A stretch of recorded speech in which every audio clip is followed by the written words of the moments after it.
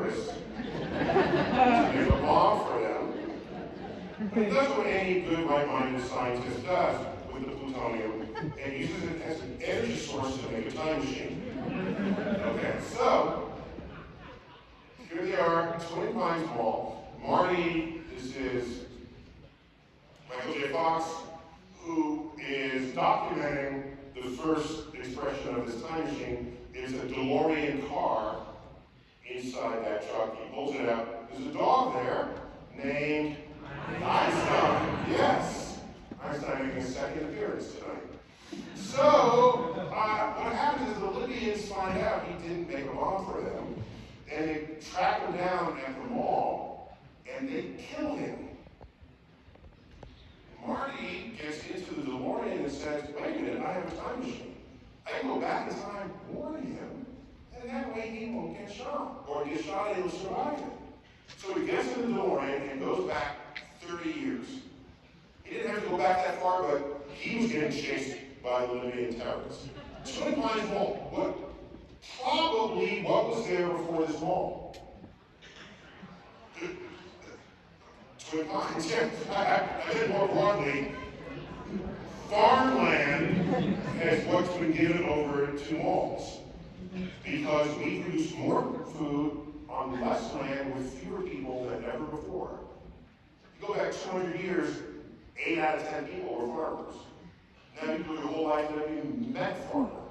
So farmland is gone, and as you'd expect, well, there was a ranch there called Twin Pines. Anyhow, let's pick up the action 30 years earlier. By the way, this movie was made in 1985 and took place in 1985. Go back 30 years, he lands on the ranch. And he's got this hazmat suit on, this because he was handling plutonium, so he's got this. So the farmer sees him, and it's America, so what's the farmer do? Shoot him! Then maybe you have a conversation, because we use your shot. America, let's pick up the action.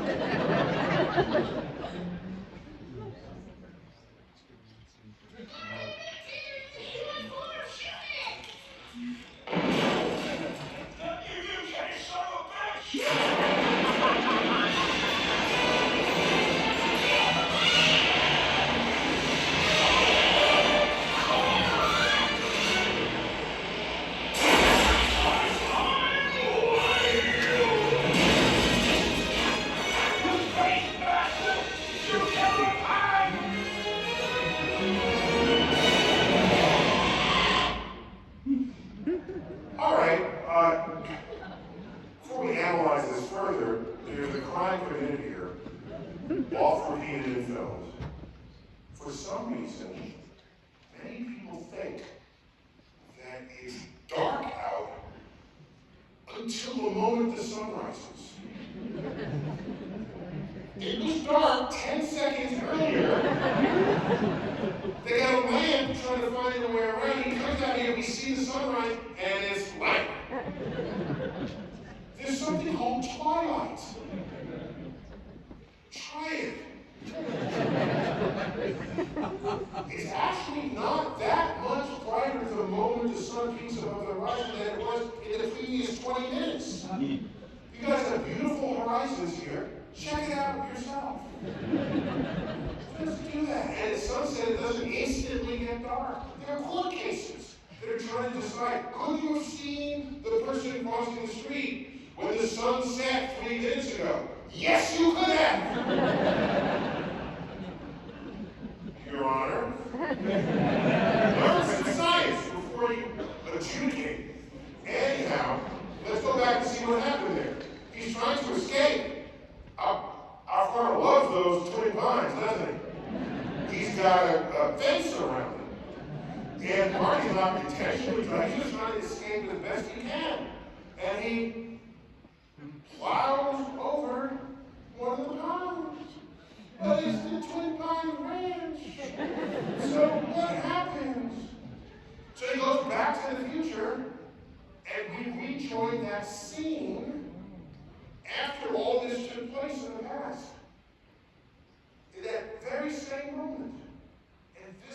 probably singing. Oh my God, look at that! That's good! Lone Pine Wall! You changed the future. Now you see the living terrorists that catch up with Doc Brown. Oddly, they have them driving a VW bus. I thought that was odd. Anyhow, this is, I think they call these in a movie? Easter eggs, Easter little things you find. And I always wonder, did Jews call them Easter eggs? I just wonder. For a Christian reference. Or is it? Did Jesus hide boiled chicken embryos colored with food dye? How Christian is that?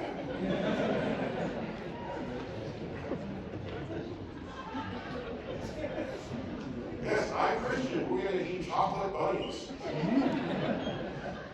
Boil eggs, take them, hide them from children. Jesus is risen, right?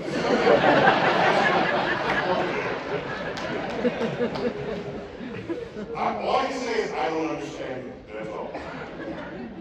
Another time travel film from the 80s.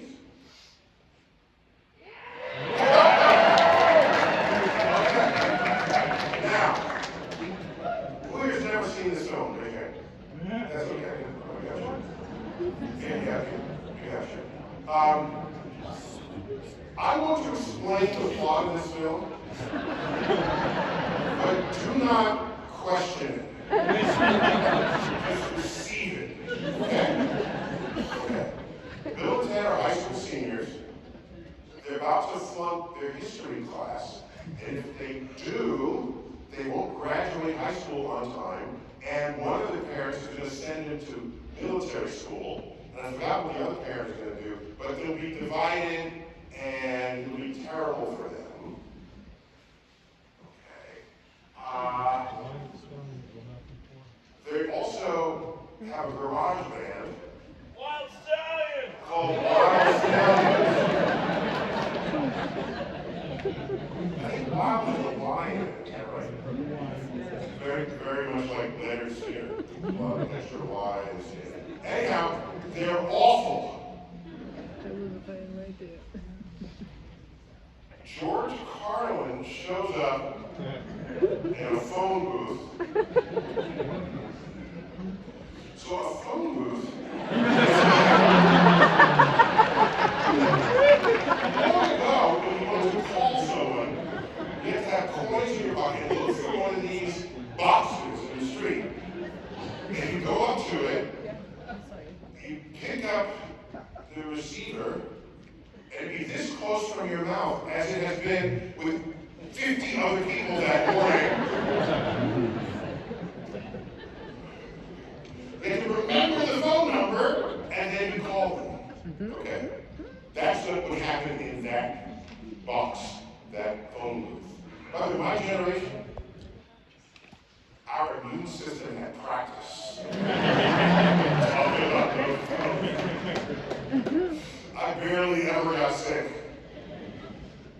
All right, so George Carlin came from the future, and he's saying they have to pass their history report, because if they don't, their band will break up, and it's their music that is the foundation of all world peace and joy in the future.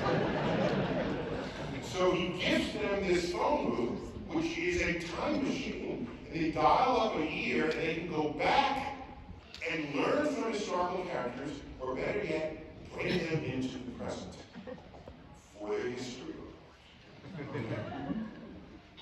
They succeed at this, and but this movie was way better than it deserved to be. Right? These are the historical characters. We have Napoleon, and Beethoven, and Genghis Khan, and Abe Lincoln, and Billy the Kid, and Socrates, and Sigmund Freud, and Joan of Arc, and they could have all spoken English, and you would not have faulted the film for this. He spoke their native language. Napoleon only spoke French, and Beethoven only German. And nobody knows what Genghis Khan was speaking. Socrates spoke Greek. Freud is an academic, so he spoke English, but with a strong German accent. Joan of Arc spoke French. They didn't have to, but they did. That's just part of the charm of this film.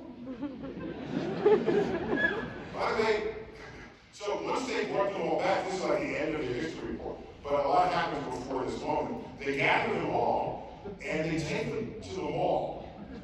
Okay? And they want to hold on to them there, but they're curious. And they walk around.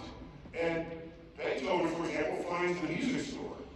There's a really cute moment. He sits down and he sees this triple keyboard, and he's looking at it. And the shopkeeper comes up to him and says, "Do you play?"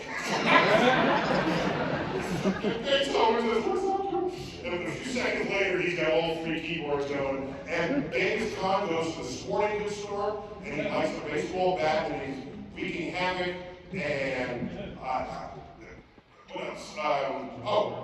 Joan of Arc takes over the aerobics class, and she's doing the thing. So,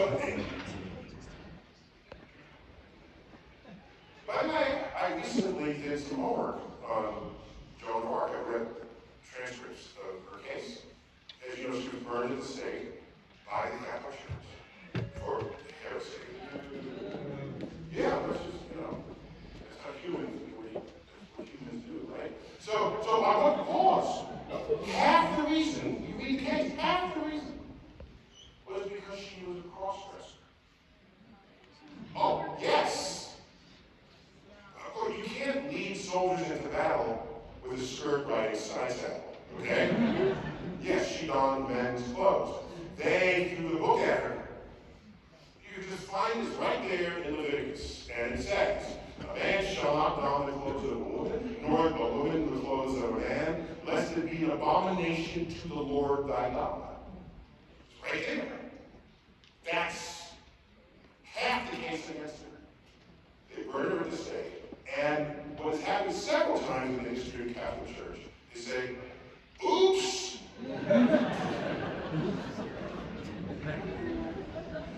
"Oops!" And now she's a saint. The beautiful gold-clad statue of her in Paris. Okay, quite in one of the visible great squares. So, in 1992, the Catholic Church forgave Galileo for saying the Earth went around the sun. They catch up eventually, is the point. Okay? A little slow, but they come to. Anyhow, let's pick up the action. For me, the greatest time travel scene ever filmed. Okay? You're about to witness it. So, this is Ted, right? Yeah. Ted's father is chief of police. And after all the historical figures created havoc in the mall, they all got arrested and they're in jail right now. And that's the police headquarters. And they have to spring them loose and get them to their history report. It's an oral report in the auditorium. And if they can't spring them loose, they'll fail. And Bill, they're trying to figure out what to do here. So here, greatest time travel scene ever. Our historical figures are all locked up. My dad won't let them out. Can we get your dad's keys? Couldn't steal them, but he lost them 2 days ago. I could go back in time when we had them and steal them then. Well, why can't we? We don't got time. We can do it after the report. Hey, good thinking, dude. After the report, we'll time travel back to 2 days ago, steal your dad's keys, and leave them here. Where? I don't know. How about behind that sign? That way, if we get here now, they'll be waiting for us. See? It won't happen. But it did happen. Hey, it was music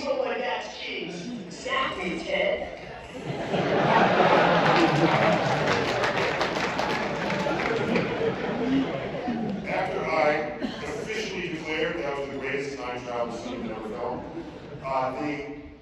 The screenwriter for the film contacted me and thanked me for declaring it.